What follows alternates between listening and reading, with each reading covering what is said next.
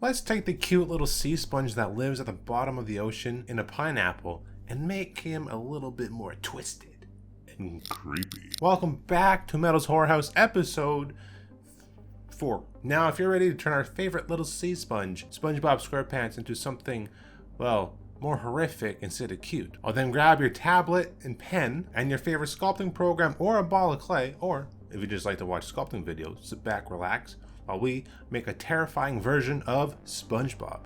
Let's get into it. So the program we're using today is, of course, Zbrush, one of my favorite sculpting programs, and we are taking SpongeBob and making him into a nightmare fuel, more of like a zombified version. We start out with a square and then we start to fill in a little bit of, I guess, face anatomy. I still wanted him to be cartoony, but yet still have a bit of a stylistic look to him. Now, right now, I'm not really liking how he's turning out, so we start to block him out a little bit better here. We make the mouth a lot wider, and then we take the head, push it in, and then expand it a little bit bigger, almost like Dracula from Bram Stoker, you know, where he has that like giant hairdo looking all like creepy like as he comes down the stairs. Now, a really great way to make your characters pop or your creatures look a little bit more realistic is to add in a little bit of hints of like human anatomy. As I see here for SpongeBob, we do add in, you know, some facial anatomy with the zygomatic bone and occipitals right there, just for him to stand out a little bit more. It was kind of difficult to try and put these kind of features on a square. We add in his big teeth there and drag out the bottom, which we're going to turn into his pants there. We separate it, make it its own little subtool, and we start to sculpt the pants here. And my idea for this, now his pants are a little bit rounder but still have that kind of square shape to it. I wanted these pants to be alive. He got up in the morning, put on the wrong square pants, and it turns out that these pants, they're actually alien pants, which ends up infecting him and turning him into a undead creature of the sea. And I wanted these like long tentacles to come up from the pants, like they're kind of interweaving into his skin, holding his eyes open so that he cannot close them at all, kind of wrapping around like they have like a hold on him. One of his legs to be pretty skinny here. You know, there's not much detail in the legs, but there is a lot of detail in the feet, which are disgusting.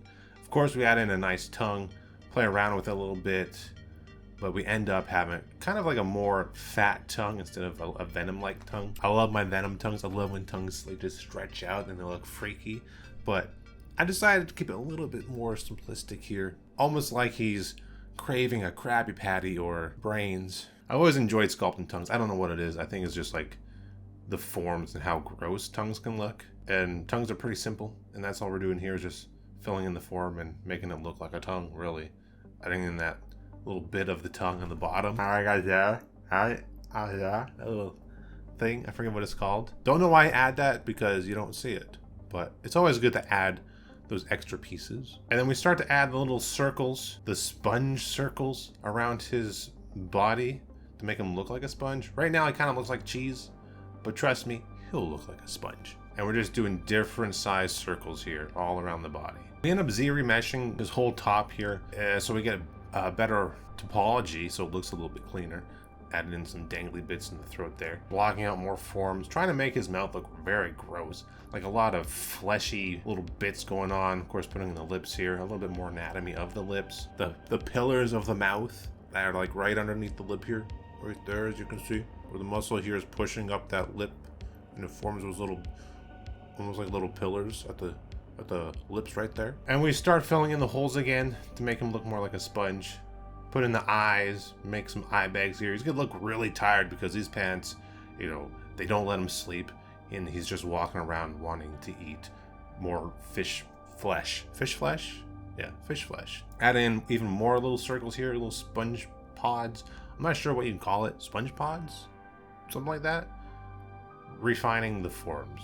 The lips, adding in that nice texture with the clay brush. And we start adding more holes in the mouth here, which we're gonna actually add very sharp teeth. So he doesn't just have his giant teeth, but he's gonna have all these tiny little teeth poking out all the way down inside his mouth, just like on the inside of his lips. We don't want all the teeth to have, you know, the same angle pointed in. I want them to be kind of staggered. And then we start to go around all these holes right here, trying to make it look a little bit more fleshy. And then we get a nice texture here and make even tinier little holes. This is a nice texture, or I guess a nice alpha, I should say. And we just put holes all around his body, as you can see right here, a close-up image, which is going to work in our favor because when we do a mask cavity, then we'll be able to fill in all those little holes with a darker color, which will make everything just pop out. Make the eyelids. The eyelids are separate because they're going to be stretched open from these pants tentacles. As you can see, I've never really sculpted eyelids by themselves open like this. It's kind of a fun little process. Kind of like how it turns out. Pretty cool, right? He's not sleeping at all. Some more texture under the eye here. Little eye bags. He's really tired. A little bit more detail here with his big tooth, his big left tooth, I should say, and it's just cracked from maybe trying to eat Mr. Krabs. He wasn't aware how hard his shell was, maybe something like that. Start refining the forms here, the gums, and making them look like gums, and all these little lines and little crevices. It's really going to pay off in the final render here. As you can see, he's taking form and he's looking pretty gross and scary. We got another line alpha going around the lips to make them more like lips. Lips have like a lot of cracks in them that you can't really see. All these details that you add in are really going to pop once we start adding color to it. Really making those lips nice and juicy looking. And of course, coming back in here where all those small teeth are, adding little bumps, little nodules. You know, maybe they're like little canker sores. He's eating too much candy or something. We start to thin down these tentacles because I didn't like how thick they're looking. And we do start to add in, you know, even more tentacles to this thing. Add little arms or fingers here from the tentacles, holding his eyelids open. As you can see that, like little hands. And just start moving things around to make them look a little more like looser, fleshy, pushing things in, pulling. And eventually we are going to push these into the skin so it looks like they're actually going in and out of his body. And then we start to add in even more, a little more tentacles, holding that mouth open, almost like a little vines, right? Little veins or something like that. Merge it together with the pants. It's almost like these pants, when he put them on, grew up into his body, and it's like controlling him, taking him over. We add some lips to the pants, and then we start to add these eyes in as well. These will be the eyes of the pants. Alien pants, so I figured, you know what?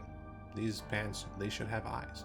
You know, it's given that kind of more of a cartoony look to it as well, but giving it enough realism. And then we just start adding textures. Not sure how alien pants would look, but, you know, just use your imagination, have some fun with it, go with the flow, see where the shapes take you till it starts to look like a organic, fleshy mess. We Z-remesh it, and then we go back in and just start to refine the forms again. Better topology makes it look better in the final render. We pushed the veins or these tentacles in some areas, and we just sculpt over where it's pushing and pulling, and then we get a kind of cool effect where it looks like it's going into his skin. Pretty neat, pretty sick, pretty gross. We come back to the face, start to refine around the eyes and the cheeks a little bit more. When it comes to the face, I say the face of any character or creature is probably the most important because that's what gives it life. And I wanted a lot of the attention to be around his eyes area, his face, and then his mouth. Add in some folds, make him a little bit more angry looking, right? He's chasing down prey or Squidward or something. He's hungry. We start to make the feet. Feet are my enemy. Feet are tough, but you know what? You get lots of reference and you try your best. Now these are more stylized feet. I wanted to keep his legs very thin, but him have these giant floppy feet with these kind of gross toenails, which you'll see here. And when it comes to feet, just try your best, especially if you've never sculpted feet before. Added in the fleshy bits and the tendons and the heels here and the bones and the ankles. Masking the toenail, extracting a separate piece. And we just make the toenail, and then we just honestly copy it. We use that copy for each toenail. We just mirror it over to the other side once we're done. Of course, we got to add a little bit more texture here to the foot. These are nasty feet. I do not like feet. Z-remesh it, and we come back in here, just start to add a little bit more form, a little bit more of the knuckles, and then of course the tendons of the feet. Give him 5 toes. I'm not sure how many toes he has. I was gonna go for 4, but then it looked a little odd. We just stuck with like the 5 toes. With the hands, we give him 4 hands because he's a cartoon character. Mirror the feet and the toenails to the other side so we don't have to do both sides. Bring in a Z-sphere for his arms and hands. Actually is a great way to make hands that I found out here. Use Z-spheres, pull out the fingers, give them 4 fingers I believe, make that a mesh, and then I know they look like Mickey Mouse hands right now, but trust me, we do end up making them look a tiny bit better. I love sculpting hands, better than feet. Still not good at it, but you know, all you can do is try your best, right? Sculpting characters like this is just supposed to be fun, especially if you're just doing it as a hobby. But if you want to do it more than a hobby, then it's always good to know your anatomy.